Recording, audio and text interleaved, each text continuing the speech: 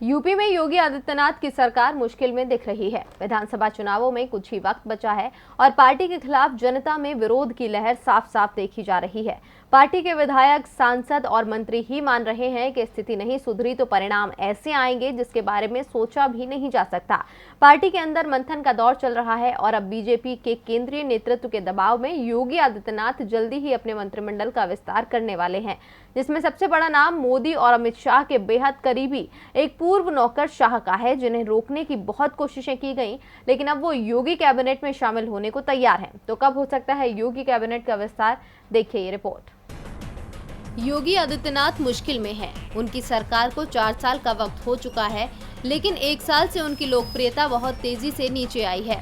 मुश्किल ये है कि योगी सरकार की लोकप्रियता उस समय गिरी है जब विधानसभा चुनाव सामने हैं। सरकार के पास वक्त बेहद कम है और काम बहुत ज्यादा।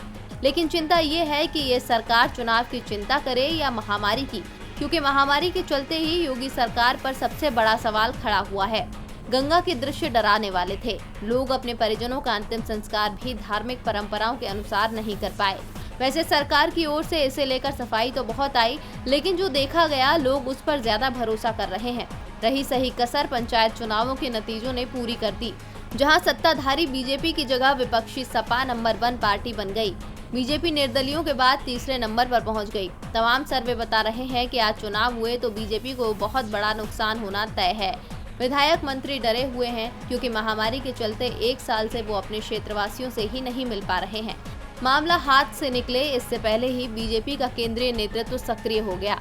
बीजेपी के संगठन मंत्री BL संतोष को यूपी भेजा गया। वो लगातार 3 दिन तक पार्टी नेताओं, विधायकों, मंत्रियों के साथ चर्चा करते रहे। अधिकांश नेताओं ने ये ही बताया कि स्थिति बहुत मुश्किल होती जा रही है। जल्दी ही कुछ नहीं किया गया तो सरकार भी नहीं बचेगी। BL संतोष ने अपनी रिपोर्ट तैयार कर ली है और अब शनिवार और रविवार को बीजेपी के राष्ट्रीय अध्यक्ष के नेतृत्व में पार्टी के शीर्ष नेताओं के बीच इस पर चर्चा होगी।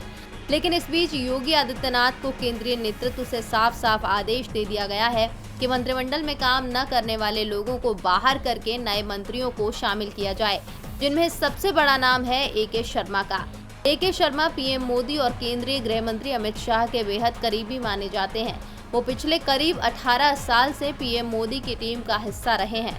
उन्हें डिप्टी CM बनाए जाने की चर्चा भी चल रही है, लेकिन यूपी के सामाजिक समीकरणों को देखते हुए AK शर्मा को डिप्टी CM की जगह कैबिनेट में शामिल करके वित्त या गृह विभाग जैसा महत्वपूर्ण मंत्रालय दिए जाने की संभावना है। AK शर्मा यूपी के मऊ जिले से आते हैं और भूमिहार जाति से ताल्लुक रखते हैं। भूमिहारों को बीजेपी का समर्थक माना जाता है। 2017 के विधानसभा चुनावों के बाद जब बीजेपी को बड़ी जीत मिली थी तो भूमिहार जाति के मनोज सिन्हा का नाम CM पद की रेस में सबसे आगे था। मनोज सिन्हा को तो लोग बधाइयां भी देने लगे थे, लेकिन अंतिम समय में मनोज सिन्हा की जगह योगी आदित्यनाथ CM पद की रेस में आगे निकल आए। तब से ही भूमिहार समुदाय बीजेपी से नाराज दिखाई दे रहा था।